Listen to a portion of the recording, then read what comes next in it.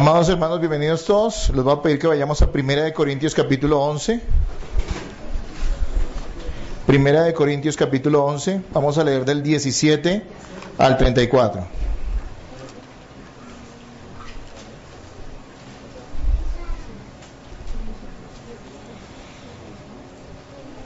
¿Lo tienen? Primera de Corintios 11, desde el versículo 17, dice de la siguiente manera: pero al anunciaros esto que sigue, no os alabo, porque no os congregáis para lo mejor, sino para lo peor. Pues en primer lugar, cuando os reunís como iglesia, oigo que hay entre vosotros divisiones, y en parte lo creo. Porque es preciso que entre vosotros haya disensiones, para que se hagan manifiestos entre vosotros los que son aprobados. Cuando pues os reunís vosotros, esto no es comer la cena del Señor, porque al comer cada uno se adelanta a tomar su propia cena, y uno tiene hambre y otro se embriaga. Pues ¿qué? ¿No tenéis casas en que comáis y bebáis? ¿O menospreciáis la iglesia de Dios y avergonzáis a los que no tienen nada? ¿Qué os diré? ¿Os alabaré? En esto no os alabo. Porque yo recibí del Señor lo que también os he enseñado, que el Señor Jesús, la noche que fue entregado, tomó pan, y habiendo dado gracias lo partió y dijo: tomad, comed, esto es mi cuerpo, que por vosotros es partido, haced esto en memoria de mí. Asimismo tomó también la copa, después de haber cenado, diciendo: esta copa es el nuevo pacto en mi sangre, haced esto todas las veces que la bebiereis en memoria de mí. Así pues, todas las veces que comiereis este pan y bebiereis esta copa, la muerte del Señor anunciáis hasta que Él venga.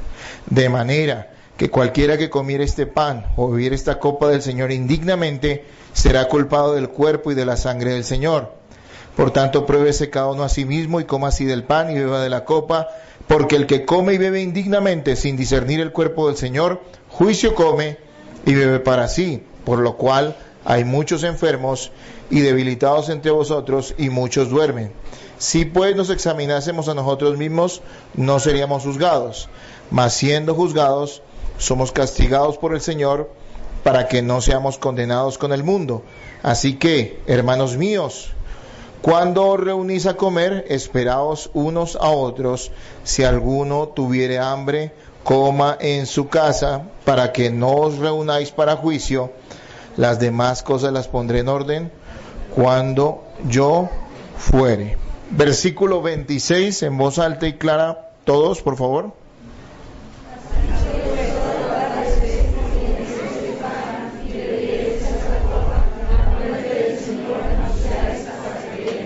Una vez más, hermanos, háganlo.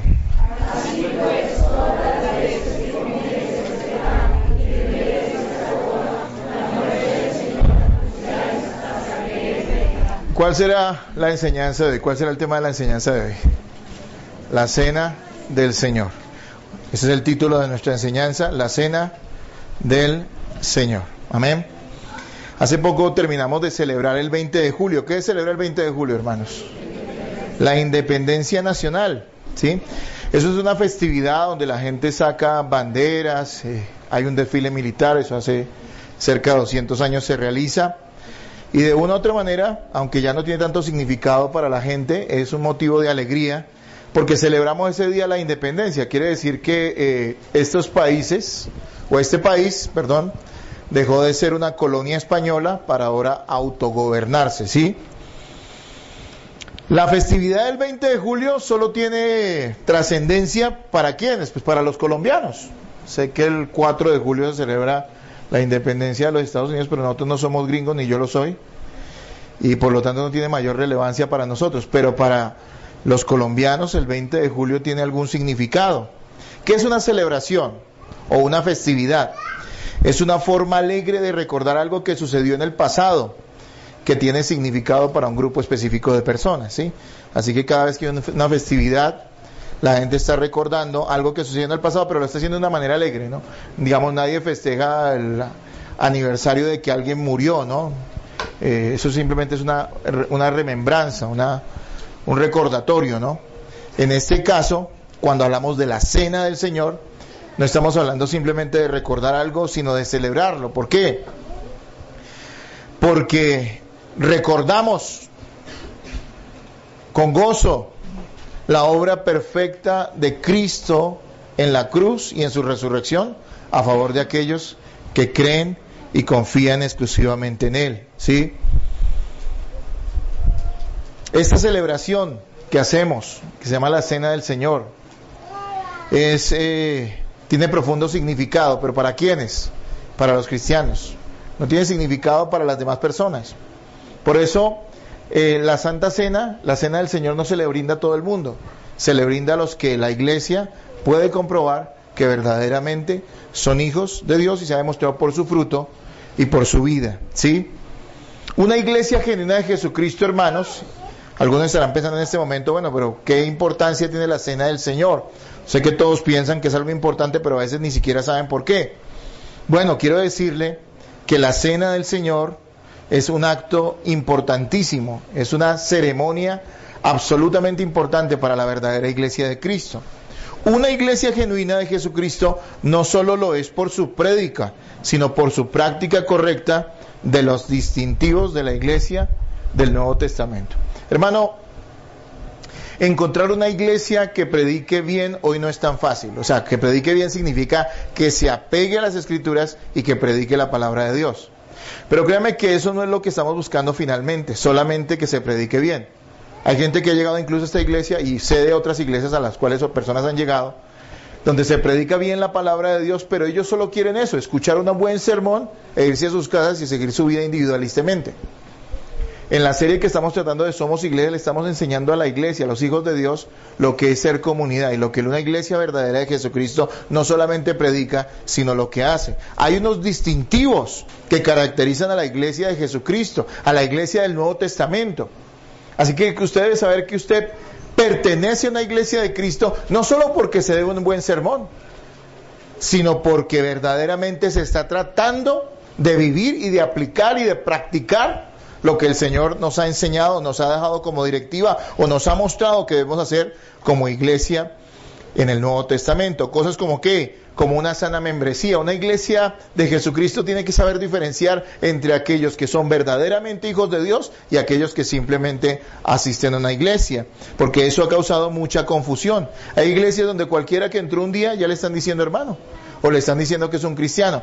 Grave, porque confunden a los hermanos de la iglesia, porque están llamando a un impío que apenas está llegando a la iglesia como un hermano, y grave para los que llegan y apenas están llegando a la iglesia.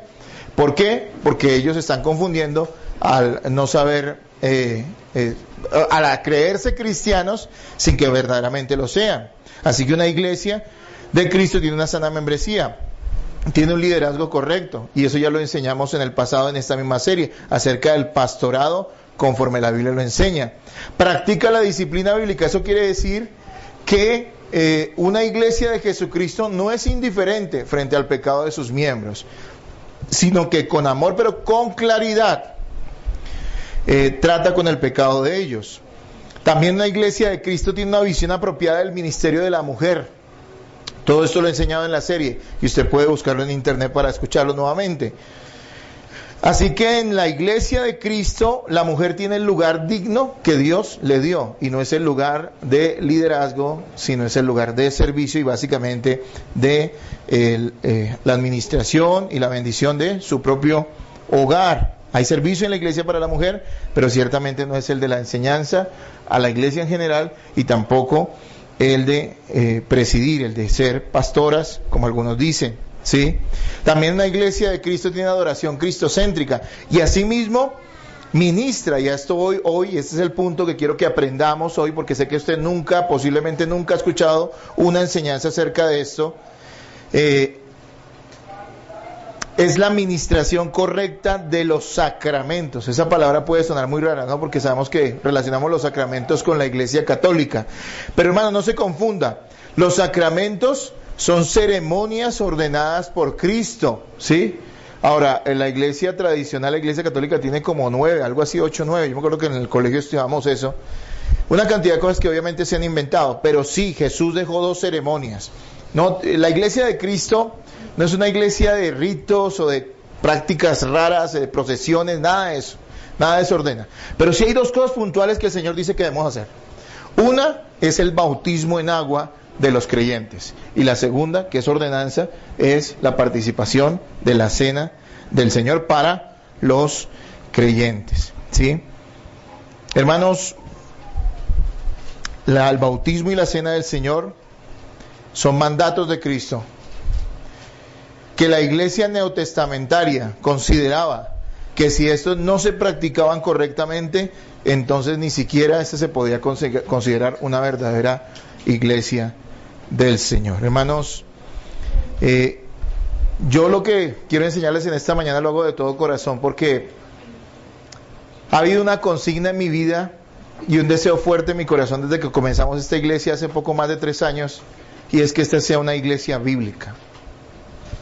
Hermanos, una iglesia que se conforma a la palabra de Dios no se hace de la noche a la mañana.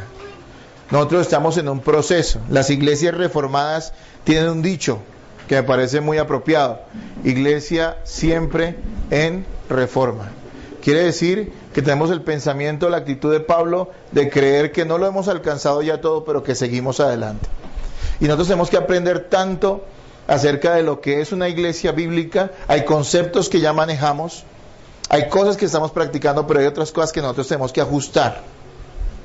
Y necesito que ustedes, los que son parte de esta iglesia, sepan que es de acuerdo a la palabra lo que vamos a hacer respecto a ciertas cosas. Y hoy quiero enseñar sobre la cena del Señor y centrarme allí, porque eso es algo que, como la mayoría de las cosas en las iglesias evangélicas, se ha distorsionado, se ha relajado. La cena del Señor la gente la toma y ni siquiera sabe qué está haciendo. Y muchas de estas iglesias dicen que ministran la cena del Señor, pero por su carácter desviado de las Escrituras, porque realmente no son personas que incluso sean genuinamente cristianas, esa cena no es la cena del Señor. Allí Cristo no está presente. Simplemente es un rito religioso que ellos se inventaron.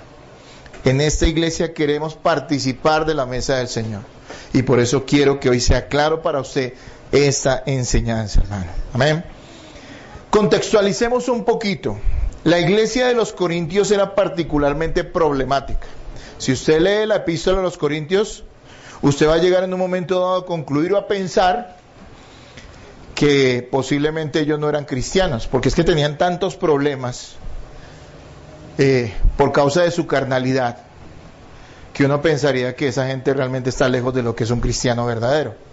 Ahora, la iglesia en Corinto, hay que entender, estaba ubicada en una ciudad supremamente depravada, una ciudad que incluso tenía mala fama por la inmoralidad que había en medio de ella. El problema no era la ciudad, el problema era que la iglesia que estaba en la ciudad, la iglesia de los Corintios, se había dejado contaminar por muchas de las ideas, de la manera de pensar y de las cosas que hacían los mundanos en la ciudad.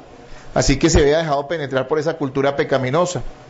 Y por eso Pablo tiene que exhortarlos en esta epístola, llamarlos al orden, ya que habían problemas como cuáles, entre otros más. Digamos, habían problemas de inmoralidad sexual, al punto de que dentro de la iglesia de los Corintios había un hombre que estaba teniendo una relación con su madrastra, algo escandaloso, que Pablo mismo dice: sáquenlo de la iglesia.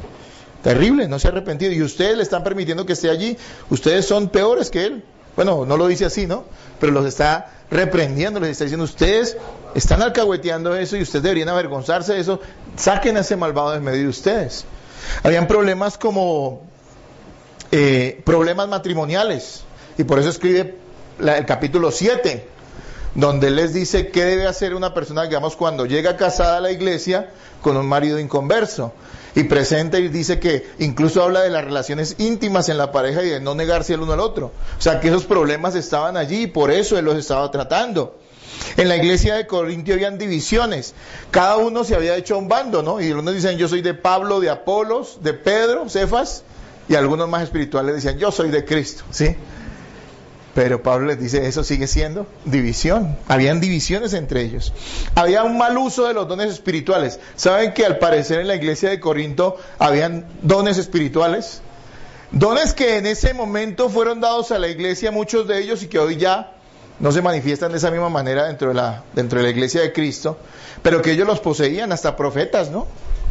Y él tenía que decirle, oiga, todo se hace decentemente y en orden, ¿sí? La iglesia, Dios es un Dios de orden. Y eso se lo dice, porque a veces lo citamos, en el contexto del capítulo 12 de Corintios, donde les dice, oiga, si tienen dones, porque alguna gente se descresta por eso, ¿no? Uy, una iglesia de Cristo donde la gente es mística y rara, y habla en lenguas y dice tantas cosas. Y Pablo les está diciendo, no. Y después del capítulo 12 tiene que en el 13 decirles, hablarles del amor, porque lo que no se hace en amor realmente no tiene ningún sentido para los creyentes y en la iglesia de Cristo. También habla de que habían pleitos legales entre ellos. Entonces los hermanitos con mucho amor se estaban llevando a los tribunales. Y Pablo les dice, oiga, cuidado porque ustedes deben saber que eso deben resolverlo entre ustedes como cristianos, porque incluso ustedes juzgarán a los ángeles. Todo eso usted lo puede leer en la epístola de los Corintios. También dice que habían algunos errores doctrinales, como el hecho de que algunos dudaban de que hubiera resurrección. Todo esto para decirles que, hermanos, que Pablo les reprende por la carnalidad que estaban viviendo. Y una cosa que les dice que los felicita, en el capítulo anterior a este 11, es el 10, bueno, en el 11, perdón, hay antecitos, les dice que ellos sí habían acatado la recomendación que él les había dado acerca del papel, del orden y el ministerio de la mujer en la iglesia. Si usted lo lee ahí anteriormente, habla del atavío de las mujeres, y en eso los felicita, pero después dice, pero en esto no os alabo, y es en qué, en cómo practicaban, en cómo ministraban la cena del Señor, porque hasta en eso se pelaron los corintios. ¿Sí me entienden el verbo pelar, hermano? Se desviaron, ¿sí? Hasta en eso. Hermanos amados, vamos a ver en este pasaje de hoy qué nos enseña la Biblia acerca de lo que es y cómo debemos participar correctamente de la cena del Señor. Porque hay una manera correcta de participar y hay una manera incorrecta. Tan incorrecta que dice que incluso el juicio de Dios puede venir sobre aquellos que participan mal de la mesa del Señor. Así que esto es serio. Por favor, ponga atención. Esta enseñanza es clave para esta congregación. Porque de aquí en adelante vamos a practicar la Santa Cena de una manera más ajustada a la palabra de Dios. Hermanos, vamos a ver 3 puntos rápidamente para los que anotan. El primero es, ¿cuál es la actitud que debemos tener frente a la Cena del Señor? Eso lo vamos a ver en los versículos 17 al 22. ¿Cuál es la actitud que debemos tener frente a la Cena del Señor? Versículos 17 al 22. Nuestro segundo punto de hoy para entender qué es y cómo debemos participar de la mesa del Señor es el significado de la Cena del Señor, que lo vemos en el versículo 23 al 26. El significado de la Cena del Señor. Y en el versículo 27, los versículos 27 al 34, vamos a ver una advertencia necesaria. Nos va a hacer una advertencia respecto al cuidado que debemos tener al participar de la mesa del Señor. Entonces, hermanos, entremos en nuestro pasaje y veamos lo que la palabra de Dios nos enseña en esta mañana.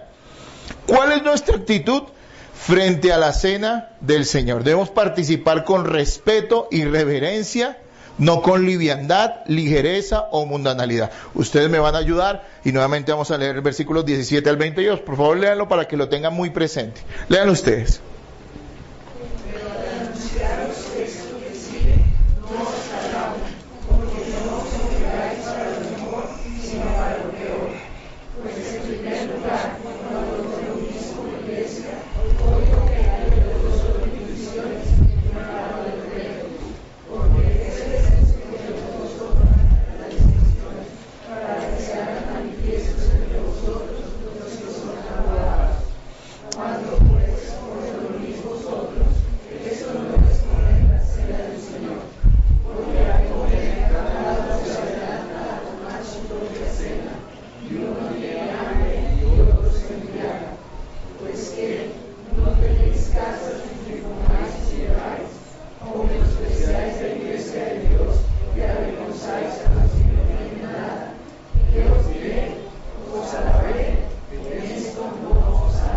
Dentro de la carnalidad de los corintios, ellos practicaban algo que no solamente en la iglesia de Corinto, sino en toda la iglesia del Nuevo Testamento se veía. Y eran unas reuniones especiales, o reuniones que de hecho creo que tenían siempre que se congregaban, donde participaban de alimentos. Era una cena de amor.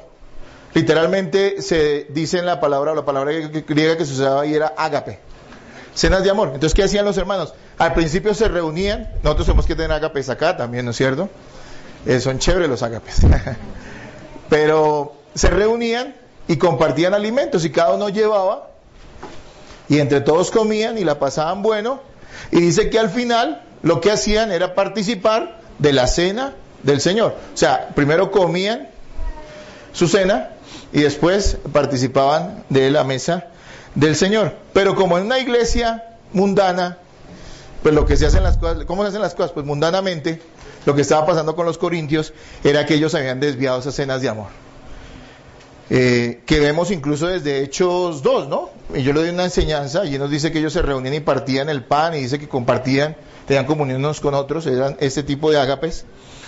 Y hermanos amados, ¿qué estaban haciendo los corintios en su momento?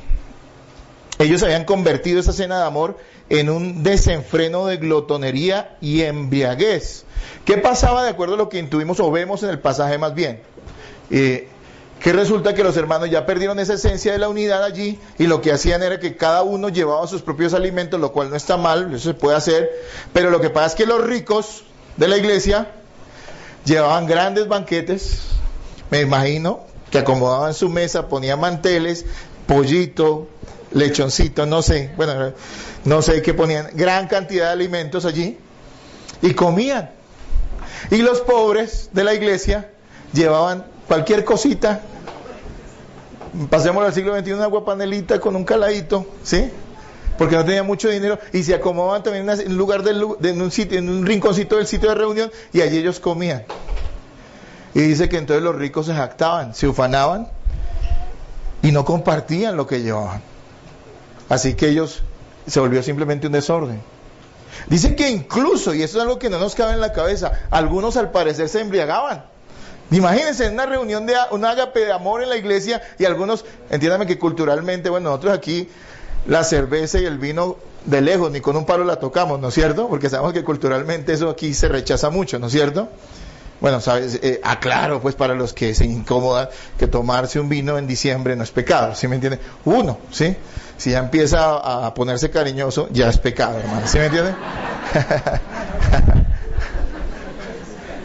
Pero quiero decirle algo, hermano amado, que culturalmente ellos participaban del vino, lo que pasa es que estaban tomando en exceso y era un desorden. Entonces Pablo les dice, eso es una carnalidad, esa no es la cena del Señor, y lo reprende duramente, ¿no es cierto? Resulta que además en estas reuniones las divisiones se manifestaban, ya que ellos tenían bandos en torno a líderes. El gobierno ideal de la iglesia es el pluralismo pastoral, pero debe ser hecho muy bien, con gente madura, porque estas personas incluso dentro de la iglesia se estaban desviando a hacer bandos dentro de la congregación, lo que les expliqué anteriormente, y entonces algunos preferían un líder y otros el otro. Y eso se manifestaba dentro de esas mismas reuniones de amor, que terminaban no siendo reuniones de amor, ¿sí? Sin embargo, algo interesante, lea el versículo 19 que dice, porque es preciso que entre vosotros haya disensiones, para que se hagan, ¿qué? Manifiestos entre vosotros los que son aprobados. Así que aunque esto era malo, Dios usaba eso para depurar la iglesia. Saben que a veces ciertas contiendas que surgen dentro de la iglesia, que es algo que no debemos buscar y que debemos rechazar, se producen por gente carnal que a la larga, a través de esas divisiones que ellos siembran y de esas murmuraciones y esos problemas que ponen, terminan demostrando que no son de Cristo y se van de la iglesia. Y uno dice que triste, no era la voluntad de Dios, pero tal vez sí era la voluntad de Dios para que se manifestara que ellos no eran parte de la iglesia del Señor. Eso es lo que nos está diciendo acá. Así que, hermanos, lo que vemos en el ejemplo de Corinto es un ejemplo que no debemos tomar. ¿Por qué? Porque aunque no tengamos esa práctica de los ágapes, aunque en esta iglesia queremos también hacerlo, aunque no hagamos exactamente lo que ellos mismos hacían, sí es posible que participemos de la mesa del Señor carnal y desordenadamente, haciendo de esto un acto frívolo y sin sentido. Hermanos, cuando en la iglesia hay divisiones y los hermanos no se piden perdón y los hermanos no se arrepienten, cuando en la iglesia las personas, muchas de las personas que participan de la mesa del Señor actúan hipócritamente, cuando los mismos hermanos de la iglesia saben que se están portando mal, pero no aplican la disciplina, se callan, porque prefieren tener una buena relación con alguien, entre comillas, que decirle las cosas con amor. O sea, que le importa poco a esa persona, que se vaya al infierno, pero que esté contento conmigo, es lo que usted está diciendo con eso. ¿Sí? Cuando en la iglesia participan incrédulos y creyentes endurecidos en su pecado, pueden deshonrar la mesa del Señor, perdiendo esta su significado. Usted puede ir hoy a cualquier iglesia. Yo he visto iglesias que se dicen ser cristianas, que incluso le participan los elementos a gente incrédula. ¿Sí? A cualquiera, porque es que eso es unirlos. Ellos se inventaron eso. A cualquier persona ministrar en la mesa del Señor, cuando la Biblia misma dice que uno lo está exponiendo a un juicio divino. Porque no, todo es tolerancia. Y la Biblia dice acá que las actitudes carnales en la iglesia hacen que cuando la gente participe de la mesa del Señor en esas actitudes, ella pierda su significado. Sea simplemente comerse un pedazo de pan y una gotica de jugo de uva. Así que la actitud que nosotros debemos tener frente a la cena debe ser una actitud de respeto y de reverencia. No estoy diciendo de inventarnos una cosa mística y sacrílega, donde le pongamos un tono místico al asunto y supersticioso. No estoy diciendo eso, pero estoy diciendo que sí debemos ser respetuosos y reverentes. Personalmente cada uno debe valorar su vida, eso es lo que nos va a decir aquí la palabra de Dios, y no tomarla con liviandad, ligereza o mundanalidad. Hermanos, y eso lo vamos a entender en el segundo punto de hoy. ¿Por qué no se puede tomar de cualquier manera la mesa del Señor? Por el significado que ella tiene. Leamos versículos 23 al 26, por favor. Versículo 23 al 26.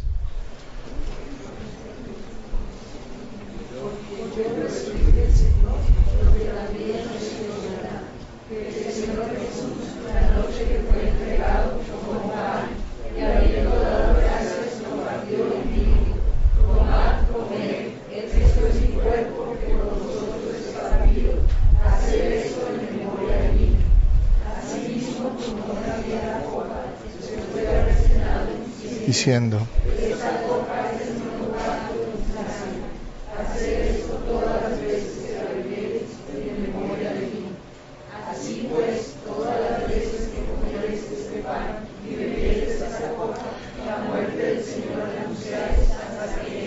hermanos, uno no toma algo tan significativo, tan trascendental como el hecho de que Cristo, a través de este mandato, nos está llamando a recordar ese sacrificio supremo que hizo por aquellos que creerían y confiarían solo en Él para salvación. No lo podemos tomar con liviandad. No podemos tomarlo de cualquier manera. Debemos ser cuidadosos en la participación de la mesa por el profundo significado que tiene. ¿Cuándo fue instituida? Ahí nos lo está diciendo Pablo. La cena del Señor fue instituida la última noche antes de su sacrificio junto con sus discípulos como símbolo del nuevo pacto. Así que no fue que Jesús se le ocurrió y repartámosle esto aquí como un simbolismo de unidad. No, Él está diciendo, hagan esto en memoria de mí. ¿Hasta cuándo? Hasta cuando yo regrese. Es un mandato. Una iglesia verdadera de Cristo tiene que ministrar la cena del Señor. ¿A quiénes? A los creyentes. No porque alguien reparta pan y vino significa que esa sea la cena del Señor, sino que si los que participan son verdaderos hijos de Dios, y la iglesia tiene cuidado de enseñar las Escrituras y de llevar a la gente a juzgar su propia vida para participar de ella en ese momento, tiene todo el significado que Cristo le dio. Hermanos amados, ¿qué es el nuevo pacto? Lo voy a decir de una manera muy sencilla, algo maravilloso, que se puede explicar de muchas maneras y muy profundo. Dice, el pacto mediante el cual Cristo se compromete a salvar a todos aquellos que confíen exclusivamente en Él para salvación. Es un pacto donde el Señor dice, yo voy a salvar a todos aquellos que confíen en mí para salvación, en mí exclusivamente. Y lo leamos ahí, porque yo recibí del Señor lo que también nos ha enseñado, que el Señor Jesús, la noche que fue entregado, tomó pan, y habiendo dado gracias, lo partió y dijo, tomad, comed, esto es mi cuerpo que por vosotros es partido, haced esto en memoria de mí. Veamos tres cosas que representa la mesa del Señor dentro de este punto del significado de la cena del Señor. Tres cositas. La primera, la mesa del Señor, la cena del Señor es un memorial. ¿Qué es un memorial? Es un recordatorio. Él dice, hagan esto en memoria de mí, para recordar. Es decir, algo que debemos tener siempre presente los cristianos. ¿Qué estamos recordando? ¿Qué tenemos presente en ese momento? Su obra de gracia representada en los elementos. Es que el pan y el vino no es algo que se nos haya ocurrido, no es algo cultural. Él estableció los símbolos de pan y vino como algo que tiene una trascendencia importantísima. Y es que, ¿qué representa el pan? El pan representa su cuerpo partido y el vino su sangre vertida en la cruz. Es decir, recordamos lo que le costó al Señor la salvación nuestra. Cuando usted toma ese pedazo de pan y esa porción, esa copa de vino, lo que está representando es el cuerpo de Cristo. ¿Cómo fue el cuerpo de Cristo? Quebrantado. Dice en Isaías 53 que fue molido. ¿Por causa de qué? De nuestros pecados. Allí usted está recordando. Por eso la cena no se puede tomar a la ligera. Debemos recordar. Él dice que los que la tomen sin discernir, sin entender, será incluso objeto de juicio divino. Por eso no se le puede dar a cualquier persona tampoco. Participando del pan que representa ese cuerpo quebrantado, la copa que representa su sangre vertida.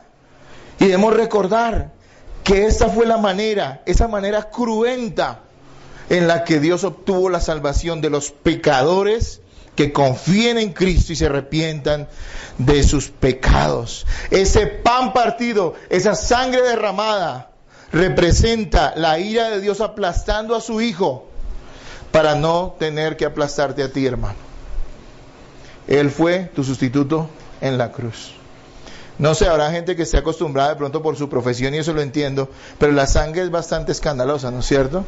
Yo soy uno que se impresiona cuando ve sangre y me parece que es algo que representa, no sé, como cuando la sangre es derramada representa que muerte, la vida se está yendo.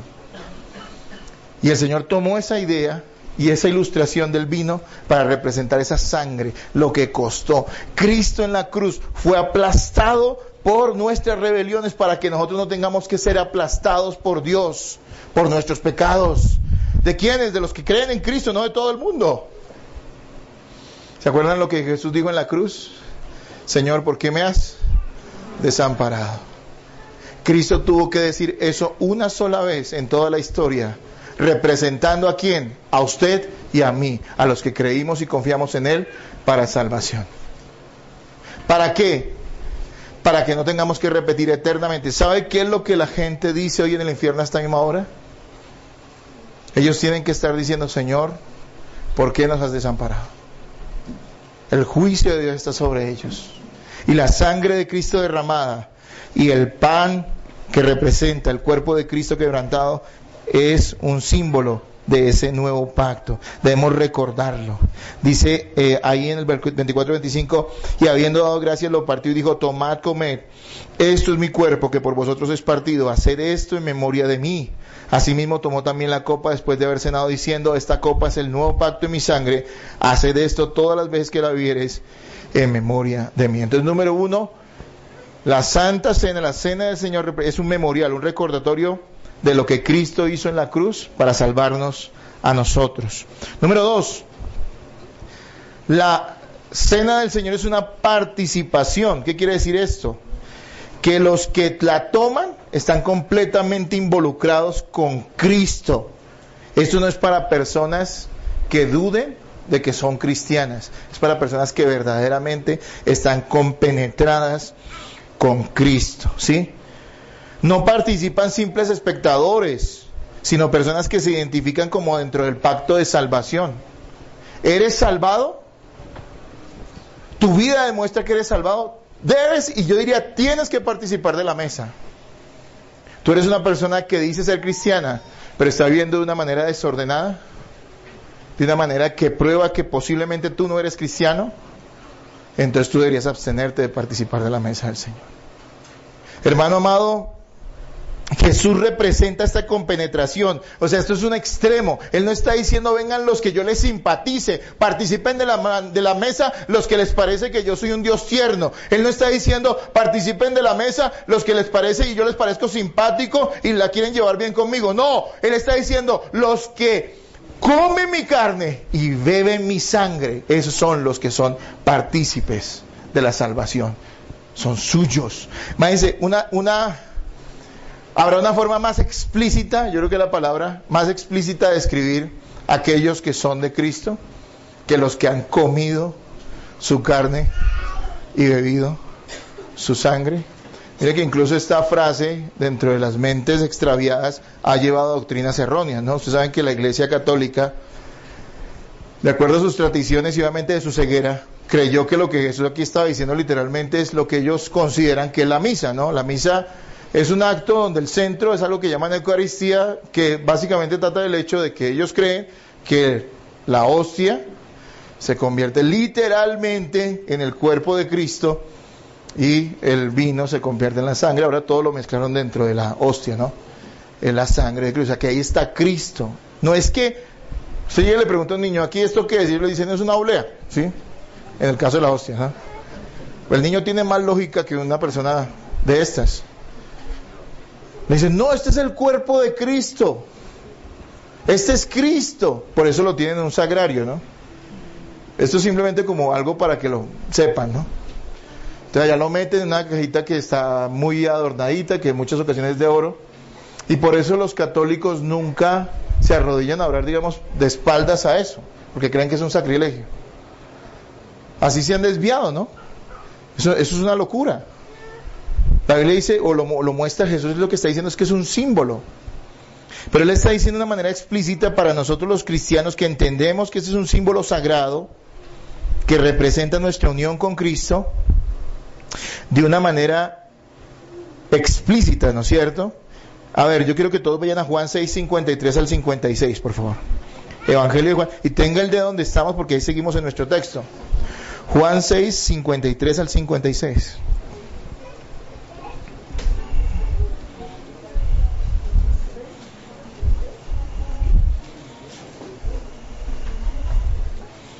¿Lo tienen, hermanos? A ver, léanlo ustedes.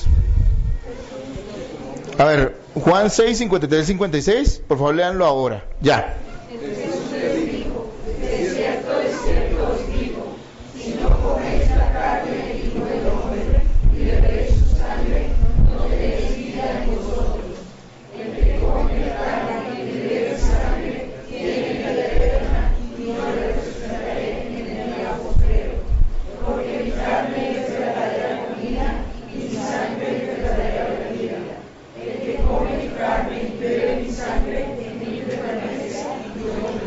Yo les pregunto, ¿eso es una afirmación radical, extrema?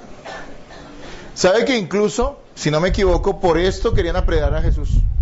Los judíos escucharon esto y dijeron, este tipo nos está diciendo que nos volvamos caníbales. Ellos no entendían.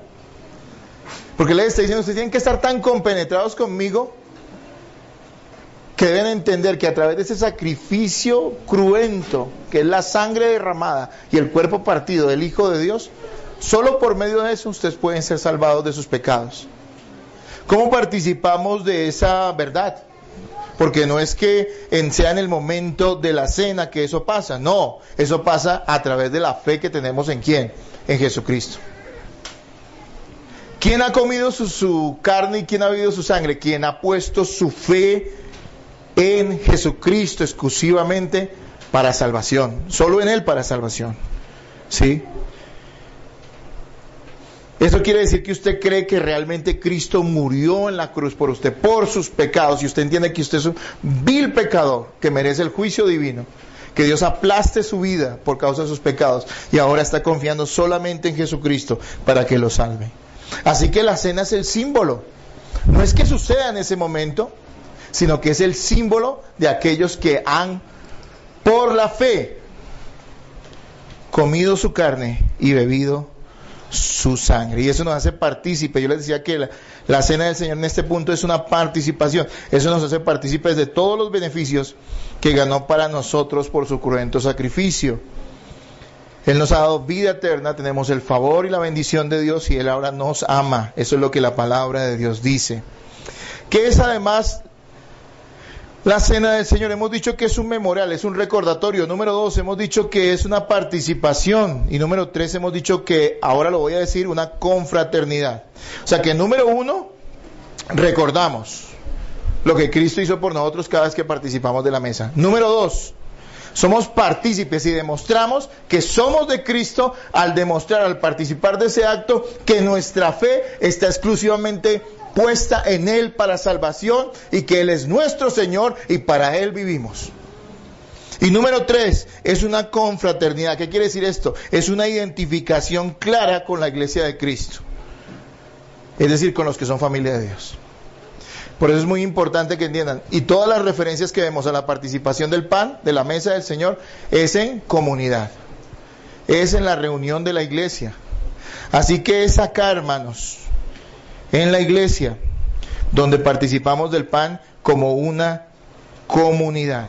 Participar de la cena es manifestar ser parte de los santos, del cuerpo, alguien que ama y está involucrado con sus hermanos en Cristo. Es decir, no debe participar alguien que no sea de la iglesia de Cristo. No debe participar alguien que no esté involucrado realmente en la iglesia del Señor. Hay tantos cristianos individualistas hoy que andan por lado y lado, de iglesia en iglesia, que nunca tiene un compromiso real con una congregación. Y usted dice, yo soy cristiano, y no lo puedo poner en duda, usted lo sabrá, pero yo no lo sé. Yo tengo que ver frutos, yo tengo que ver su vida.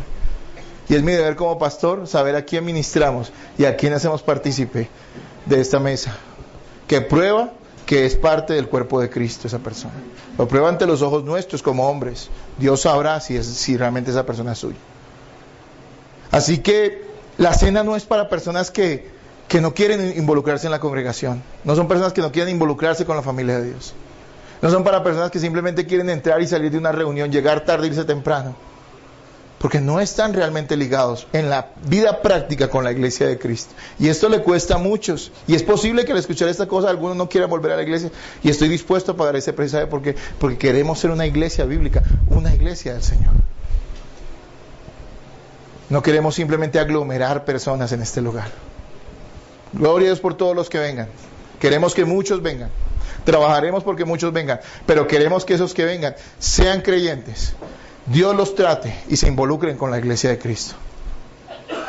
Hermanos, hemos visto entonces cuál es la actitud frente a la cena. Es una actitud con respeto y reverencia. Eso lo vimos en el versículo 17 al 22. Hemos visto el significado de la cena en los versículos 23 al 26, donde vimos que es un memorial, un recordatorio de lo que Cristo hizo por nosotros. Es una participación, quiere decir que habla de que nosotros estamos involucrados totalmente en fe con Cristo, con su sacrificio cruento por nosotros. Nuestra confianza está solo en Él, y también es una confraternidad, es decir, una identificación con la iglesia de Cristo. Mire que en esto de una confraternidad quiere decir que todos comemos de un mismo pan. Eso también está en otro pasaje bíblico. Y bebemos de una misma copa. Somos uno en Cristo cuando participamos de la mesa del Señor. Ahora leamos los versículos 27 al 34 para pasar a la parte final de esta enseñanza. 27 al 34, por favor, léanlo.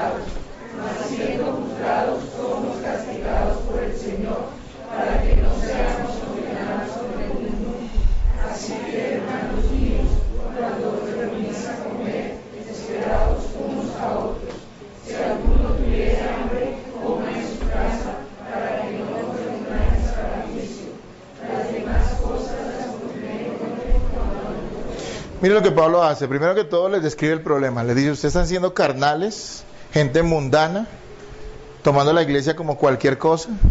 Hay gente que viene a las iglesias a hacer eso.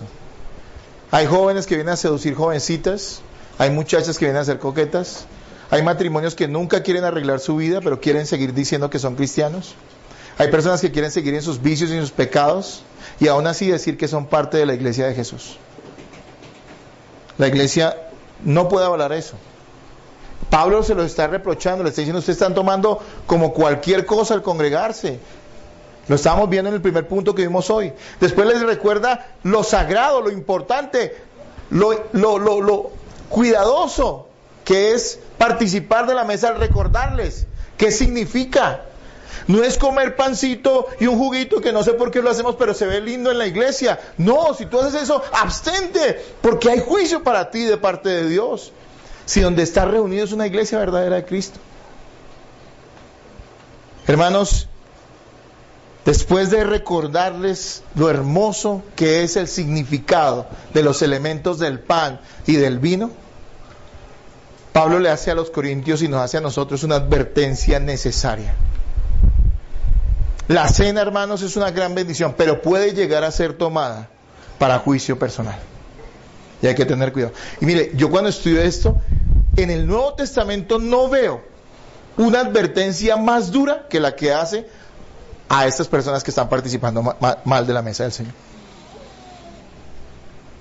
Ahí incluso, como en el caso anteriormente del muchacho que se estaba acostando con su madrastra, que dice, expúlsenlo. Pero aquí Pablo está diciendo, quien tome indignamente la mesa, es decir, diciendo ser cristiano, se haga partícipe, engaña a todo el mundo, y la tome sin un arrepentimiento sincero, esa persona está expuesta incluso a que Dios le quite la vida. Incluso si verdaderamente es un hijo de Dios, por eso dice, duermen. Es una advertencia durísima. Y esto a mí me ha llevado los últimos meses a meditar. Y yo se los venía diciendo, ¿cómo en esta iglesia vamos a participar de la mesa? Porque ciertamente cada uno es quien se debe juzgar, dice acá. Pero yo como pastor también tengo que evaluar. Y no permitir que alguien sea tropiezo o que llegue a tropezar en algo por ignorancia. Por eso creo que la enseñanza de hoy, aunque tal vez no sea de tantas risas, tal vez no les esté emocionando tanto, es una enseñanza trascendentalísima, que creo que todos los que vienen a esta iglesia deben volverla a escuchar, ojalá. Para que entiendan esto. Antes de hablar de ese juicio que nos advierte Pablo, quiero decirles algo. ¿Quién es digno de participar de la mesa del Señor? Nadie. Nadie. Alguien puede pararse aquí y decir cada vez, no, es que yo sí me he portado bien, así que mídeme en doble porción. Nadie puede decir eso. Todos no merecemos participar de la mesa. No merecemos. Y si usted cree que se ha portado tan bien, y si usted cree que es tan bueno como para que pueda participar de la mesa tranquilamente, entonces yo le quiero decir, usted debería estar dudando de que usted siquiera es cristiano, porque usted es un religioso. Usted no está confiando en Cristo, está confiando en usted. Pero note, la misma cena nos recuerda la gracia que hemos recibido en Cristo. Así que no estamos esperando que cada vez que alguien participe de la cena haya sido un ángel inmaculado que no haya cometido ningún error o ningún pecado. La Biblia dice que debemos juzgarnos antes de participar de ella, lo cual quiere decir que debemos arrepentirnos, confesar nuestros pecados a Dios, reconocer que hay luchas en nuestra vida, pero que estamos en contra del pecado y queremos seguir a Cristo aunque caigamos a veces en él. Claro, hay gracia. Nadie puede decir que puede participar de ella dignamente en sí mismo. Es todo por los méritos de Cristo. La cena nos recuerda eso, el pan, la sangre derramada, el cuerpo quebrantado. Venimos a participar de la mesa como una familia espiritual, confiando solo en Jesucristo. Sin embargo, debemos tener cuidado de participar de la cena de una forma indigna, incorrecta u ofensiva. Dice el versículo 27, de manera que cualquiera que comiera este pan o bebiera esta copa del Señor indignamente, será culpado del cuerpo y de la sangre del Señor. Yo voy a poner por lo menos 3 cosas que considero es tomar la cena indignamente. 3 cosas. Primero, tomar la cena sin discernir, es decir, sin comprender qué es lo que se está haciendo. Es decir, con indiferencia también, eso aplica allí. Con indiferencia. Hay gente que le da lo mismo si participa o no. Hermanos, aquí participamos de la mesa del Señor una vez al mes. No lo hacemos todos los domingos porque no queremos que se vuelva una costumbre hueca, donde la gente lo tome de una manera cualquiera, sino que entendamos que una vez al mes participamos juntos de esta mesa, que es el último domingo de cada mes, y que los corazones deben estar dispuestos y haber juzgado nuestra vida respecto a cómo lo estamos haciendo. Pero hay gente que ese día ni viene, no le importa. Hay personas que le da lo mismo, yo estoy en pecado. Hay unos que tienen esas frasecitas ilógicas, ¿no? O pensamientos ilógicos más bien. Dicen, pero Dios me perdona. ¿Será eso un corazón arrepentido? ¿Será que Dios perdona al pecador arrepentido? Totalmente, eso lo dice la palabra. Pero el pecador arrepentido. No aquel que dice, sí Señor, tú sabes cómo es, pero yo voy a participar de ello, porque yo sigo en lo mismo, pero tú perdonas siempre. Por favor, ese es el pensamiento de un impío. Así que personas que la toman sin comprender, con indiferencia, sin darle la importancia que merece, hacen de esto un ritual religioso vacío. Y nosotros deberíamos tener cuidado con eso. Cada quien. También se toma de la mesa indignamente cuando se tiene un corazón endurecido, es decir, sin arrepentimiento. Cuando las personas persisten complaciendo una conducta pecaminosa sin arrepentirse. Hay gente que incluso dice ser de la iglesia de Cristo y participar de la mesa del Señor y justifica esos pecados. Y recuerde que pecado no es matar a alguien y violar a alguien, porque algunos piensan que esos son los únicos pecados. Si tú estás faltando a la enseñanza de las Escrituras y lo estás haciendo de una manera endurecida, sin arrepentimiento, justificando tu pecado, diciendo que no es tan grave, que si exageran, que eso no es malo al fin y al cabo, que eso es una mala interpretación bíblica, porque esa es la moda de hoy en día, ¿no? Cada vez que a alguien se le dice que eso es pecado, que dicen toda la gente, mucha gente, los mundanos. No, es que eso usted piensa, pero es que la Biblia no dice eso, es que usted lo está malinterpretando mal. Son gente que nunca ha tenido una Biblia en su mano. Son malos con toda la maldad que usted pueda imaginar, ese tipo de personas. Malísimos, perversos. Toman la palabra para justificar sus propias maldades. Tienen un juicio de Dios terrible sobre sus vidas. Que Dios los salve, esperamos. Hermanos, ¿quién persiste en un pecado sin arrepentimiento? En una conducta pecaminosa. Esa persona puede tomar la cena indignamente. Quien siendo partícipe o fomentando de las divisiones participe de la cena, también es tomarla indignamente. Hermanos, hay gente que hace partidos dentro de la iglesia. ¿Qué es partidos? No estoy hablando de fútbol, nada de eso. Estoy hablando de que hacen bandos. Hay personas que murmuran de los hermanos. Hay personas que andan enemistados con hermanos de la iglesia. Y no significa que usted lo odie visceralmente, porque una vez confronta a personas y sabe que tienen sus choques. Y uno les pregunta, y estos duros de corazón dicen, no, pero yo no lo odio, yo no lo quiero matar. Pero con el simple hecho de que usted, como decimos en nuestra cultura popular, le caiga gordo, ya usted está pecando. Usted no tiene derecho a tener una contienda contra otra persona, mucho menos en la iglesia. Dice la Biblia, en cuando dependa de ti, si tú amas a los demás y estás procurando que las cosas anden bien y los demás se quieren odiar, ya no es problema tuyo. Tú puedes estar tranquilo. Pero cuando tú sabes en tu corazón que estás promoviendo esa división, ¿quiénes no deberían participar? Aquellos que no se congregan regularmente en la iglesia, porque también si ellos dicen ser creyentes, cada vez que faltan a la reunión están dividiendo la iglesia porque ellos mismos se están apartando. Creemos que división es formar un bando y hacer un grupo aparte. No, división es que si tú eres parte del cuerpo, cuando tú faltas, hay una parte que hace falta allí. ¿Sí me voy a entender? Por eso también eso, incluso para los miembros de la iglesia, es razón de disciplina. Hermanos, tomarla sin comprender, sin discernir, tomándola ligeramente, con indiferencia, es tomar indignamente la cena del Señor.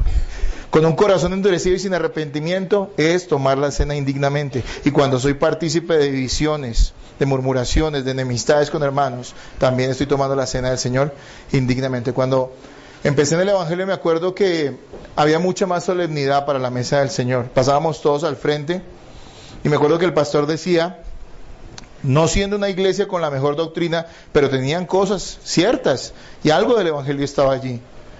Y en su momento llevó a estas personas a andar con temor y hacer que solo las personas bautizadas, que se supiera que eran cristianas, participaran de la mesa. Y me acuerdo que nos decían a todos los que pasamos al frente, si usted tiene algo contra alguien de la iglesia, ese es el momento para que lo resuelva antes de que participe de la cena del Señor, para que no lo haga con juicio. Y vi algunas ocasiones personas humillarse y pasar y pedirle perdón a un hermano en medio de la congregación. Yo quiero que eso pase acá. Pero eso no se puede con impíos, con mundanos o con visitantes ocasionales de la iglesia. Se puede con gente involucrada en la congregación, verdaderos creyentes.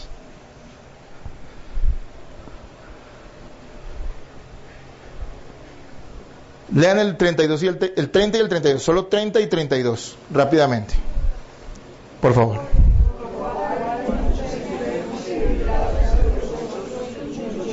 El 32.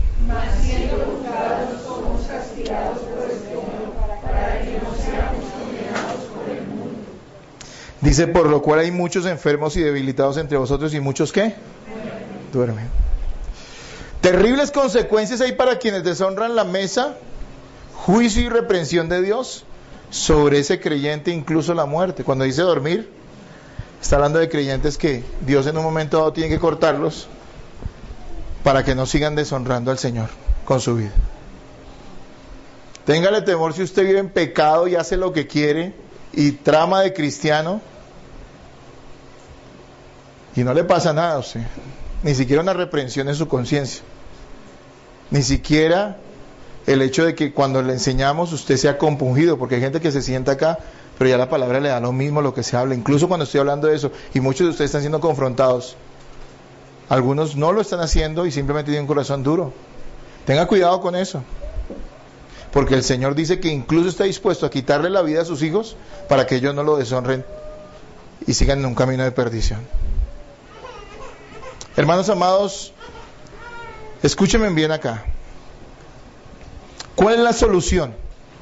Nos lo dice el pasaje del versículo 31. Léanlo ustedes, por favor. Versículo 31.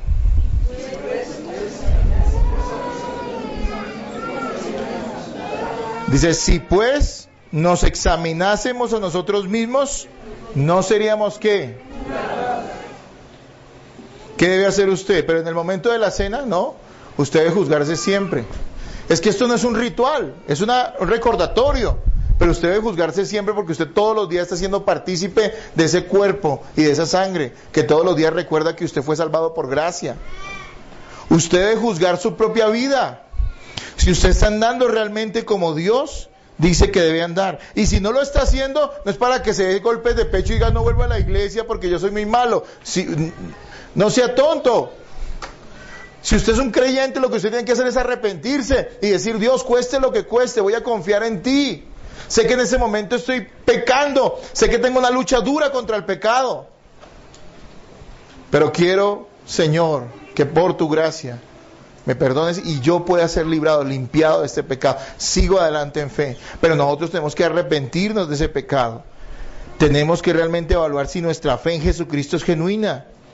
Al escribir a la iglesia sobre estos desórdenes, Pablo espera que la misma congregación se haga cargo y corrija lo que está mal, porque si no, no les hubiera escrito. Así que le dice a los creyentes en particular, júzguese cada uno. No participe de la mesa, ni siquiera sea partícipe de la iglesia de Cristo si usted verdaderamente sabe que está jugando.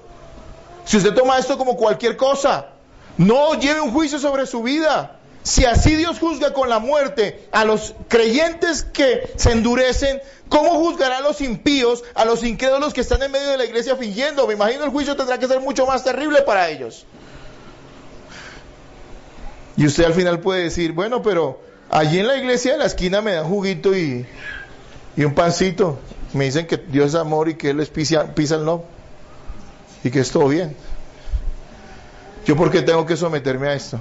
Porque hermano, si lo que usted quiere es el evangelio verdadero, usted tiene que someterse a lo que la palabra de Dios enseña. Hermanos, no cualquier congregación ministra verdaderamente la mesa del Señor, sino donde verdaderamente Cristo está presente, porque esas iglesias predican el evangelio verdadero y se someten a las ordenanzas y a las señas, a las señales, a los distintivos de una iglesia verdadera en el Nuevo Testamento. Yo sé que mucha gente que escucha en esta iglesia el Evangelio verdadero puede tener dos opciones: o arrepentirse y amoldar su vida a lo que la palabra de Dios enseña, o la otra es que usted puede buscar una opción carnal que se ajuste a sus necesidades malvadas. Y para eso hay muchas iglesias, hay demasiada oferta religiosa. En este mismo barrio hay 10 iglesias, la otra vez conté, casi que una por cada cuadra. Casi que una por cada cuadra. Y yo lo digo con total humildad porque nosotros no somos nadie, somos apenas iglesia que está en proceso. Pero créame que conozco muchas de estas iglesias y predican errores brutales. Allí no está Cristo. Puede que Dios en su gracia salve a algunas personas en medio de esos lugares. Tarde que temprano el Señor tendrá que sacarlos de esos sitios para que se congreguen en lugares donde se les enseña bien la palabra. Pero hermanos amados, esto significa que nosotros tenemos que tomar a Dios en serio y a la iglesia de Cristo en serio y a los mandamientos, a los sacramentos de Dios en serio. La próxima semana voy a hablar del bautismo, porque yo quiero evaluar. Sé que muchos hermanos aquí han sido verdaderamente renacidos y bautizados en iglesias, en otras iglesias, pero muchos de ustedes lo hicieron sin conciencia. No sabían lo que hacían. Muchos de ustedes se bautizaron, fueron a las aguas siguiendo el propósito de una visión de las iglesias, de una escalera del éxito. Eso no es bautismo y usted tendría que bautizarse nuevamente. Yo en eso quiero ser radical porque esto no me ha venido de la noche a la mañana. Mi conciencia, mi corazón, en las noches incluso pienso en esto.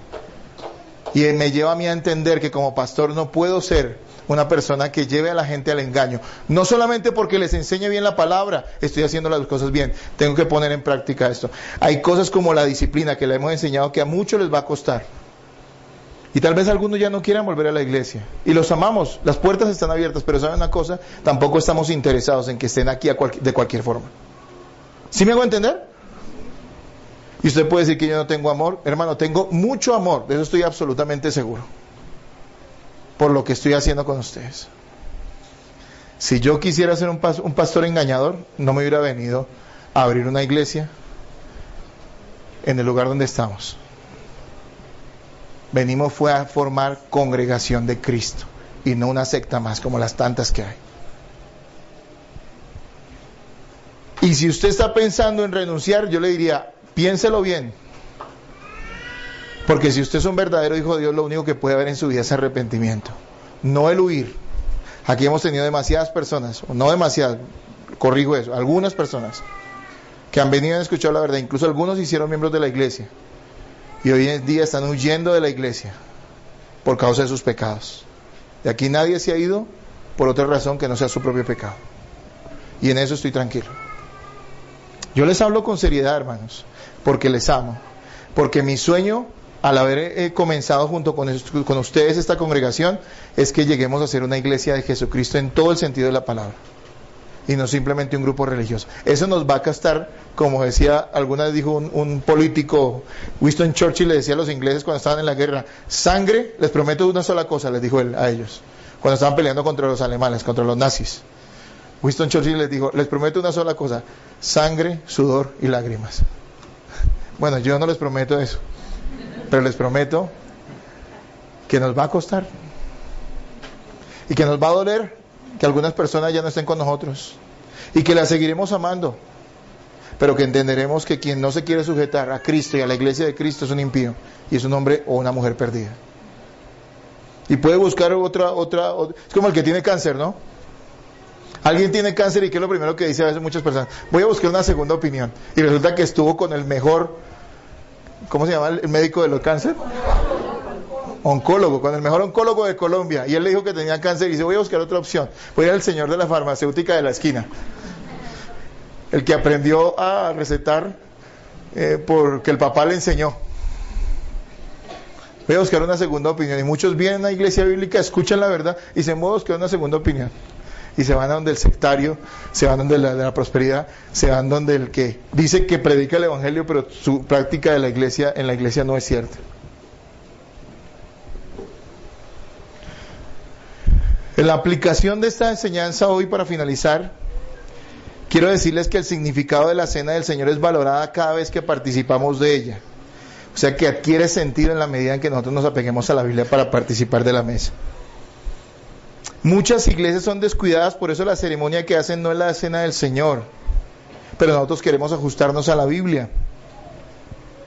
Hermanos, nos evaluamos como iglesia bíblica en formación.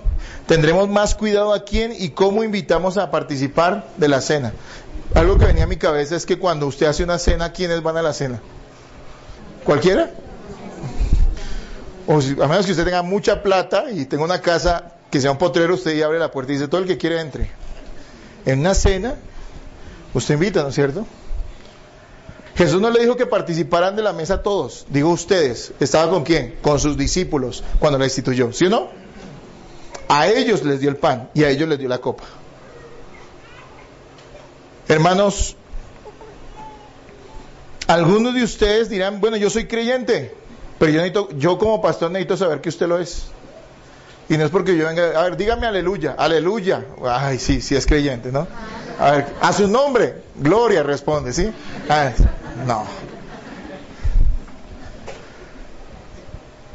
Hoy era la administración de la cena. No vamos a participar de la mesa este mes. Vamos a dar un mes. Yo creo que ustedes mismos se juzguen, hermanos. Y yo como pastor voy a evaluar. Los miembros de la iglesia, por ser miembros y haber ya pasado un proceso, entendemos que son creyentes y están sujetos a la disciplina de la congregación. Y los que aún no son miembros de la iglesia también son bienvenidos a participar de la mesa porque son hijos de Dios. Los que son hijos de Dios, los que llevan un tiempo en la iglesia, yo he podido comprobar que verdaderamente tienen frutos de vida cristiana. Los demás, los que van llegando a la iglesia, ¿qué voy a decirles? Voy a decirles, hermanos, conozcámonos. Invíteme a tomarse un tinto o yo lo invito. Quiero verlo durante algunos meses, usted cómo se congrega, qué tan frecuentemente lo hace. Quiero ver un poquito acerca de su hogar, de su vida. Quiero saber si usted verdaderamente es un cristiano, para poderlo invitar a participar de la mesa del Señor en esta congregación. Hermanos, tenemos que hacerlo para que la iglesia, la cena tenga significado en esta iglesia. Y debe ser meta de todo verdadero cristiano participar de la mesa. Y los que no participan de la mesa del Señor por una u otra razón deberían estar muy asustados, digo yo. En el sentido de que querían saber que por qué no están participando de la mesa es porque no hay arrepentimiento en su vida. Créeme que este no es el lugar para que tú vivas de esa forma. Hermanos, quiero que hagamos eso. Hay personas que fueron bautizadas, como digo, en iglesias que aunque no tenían toda la verdad doctrinal, tenían algo de doctrina y podemos decir que fueron bautizados en iglesias con conciencia de lo que hacían. Y en ese sentido yo tengo que decir, esos hermanos asumo que son bautizados porque realmente tenían conciencia de lo que hicieron. No importa si no fue en una iglesia bíblica. Pero algunos lo hicieron en sectas. Y no quiero nombrar acá algunas iglesias que yo considero, como les digo, parte de una escalera del éxito. Paso número 1, ir a encuentro, desencuentro, desencuentro, no sé qué será. Y después ir al bautismo. Nada de eso, eso no lo puedo aceptar como un bautismo. Porque usted no lo hizo con conciencia. Por lo tanto no le puedo hacer partícipe de la mesa hasta que usted se bautice. Mire, yo tengo que decir que mi experiencia anterior como pastor, tuve gente que bauticé y hoy tengo que decir que ellos lo hicieron sin conocimiento. Y si estuvieran aquí hoy, y tal vez algunos de ellos sí estén, tendría que decirles, hermanos, por amor a Cristo, vuelvo a dar ese paso. Ahora sí de lo de verdad. Porque incluso bauticé gente que llegaba un día a la iglesia, el día que nos tocaba cumplir cuota para bautizos, y llegaba y decía, yo me quiero bautizar. Bueno, pues ¿quién pide? Ahí está el agua, decíamos la de Felipe, ¿no? Sacamos todo de contexto, ¿no? Y hágale y bautícelo, y la persona salía y ni siquiera volvía nunca más a la iglesia. O si volvía uno sabía que era un impío peor que antes de que se bautizara. Esa persona no es un verdadero cristiano. Se está engañando. Yo no puedo asumir que usted le diga, anteriormente, hasta hoy yo decía, los que son bautizados, pero yo no sé si usted haya sido bautizado realmente. Tampoco sé si aunque se haya bautizado realmente, usted persista en conductas pecaminosas. Si hay personas en la iglesia, y escúcheme, cuando usted está en una iglesia de Cristo, usted va a ser sujeto a evaluación, a supervisión. No se extrañe que el pastor o un hermano le diga, hermano, ¿usted cómo está viviendo? Hermano, ¿sabe qué les pido a ustedes que hagan los unos con los otros? Pregúntense qué devocional tienen. Pregúntense entre ustedes mismos qué tiempo de oración quieren cada uno. Anímense, evalúense. Que así sea por vergüenza, usted entonces va a empezar a hacer su devocional. Para saber que usted evalúese. Eso es la disciplina de la iglesia. En amor. Hermano, ¿cómo está sanando? ¿Por qué el domingo pasado no te vimos en la iglesia? Pregúntele. Y si ese sinvergüenza el día de mañana no quiere volver a la iglesia porque sabe que todos le preguntan, ¡gloria a Dios! Dice, ay, me siento mal porque es que no voy. Y la gente de la iglesia me va a preguntar en amor, ¿no? No es que usted lo coge y le diga, no, y nada, ¿qué sabe qué está haciendo? No, no va a hacer eso. Sino pregúntele con amor, hermano, te extrañamos verdaderamente. Tú eres parte de esta iglesia, has hecho esto a tu congregación, entonces te esperamos cada domingo en la iglesia. Por lo menos cada domingo, ojalá más. ¿Les gusta la idea? Si no les gusta, igual la vamos a practicar, hermano. Porque estoy convencido que eso es lo que enseña la Biblia. Si ves a un hermano andando mal, ve y dile con amor, hermano, estás mal. Eso no es de un hijo de Dios. Ay, no se meta, no se meta, no se meta. Entonces ya sabes que le salió lo que era. Gloria a Dios, destapeló el cobre. Ya no estamos engañados, ya podemos decir que no es un hermano. Gloria a Dios por eso. Si es alguien en internet poniendo cosas indecorosas, yo no estoy diciendo que anden juzgando lo que la gente pone allí, tampoco de cada rato, no. Pero si ven que ponen cosas indecorosas, pues usted mismo póngale.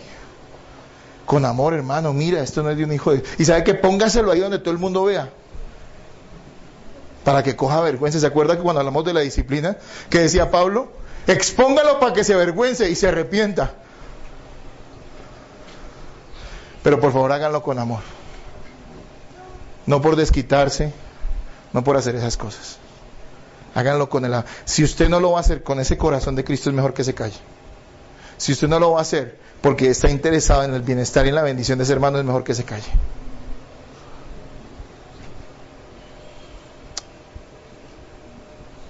La iglesia no es un lugar informal. La iglesia no es un lugar de recreo. La iglesia es la sagrada esposa de Cristo. Y los que son de ella tienen que vivir con esa solemnidad. Hermanos, vamos a esperar el próximo mes. Y espero que todos ustedes puedan participar con alegría de la mesa del Señor, con conciencia de lo que están haciendo. Y que le demos honra y que Cristo sea glorificado en medio de su pueblo, participando de la cena. Cierre sus ojos, por favor. Padre, gracias por este tiempo, Señor.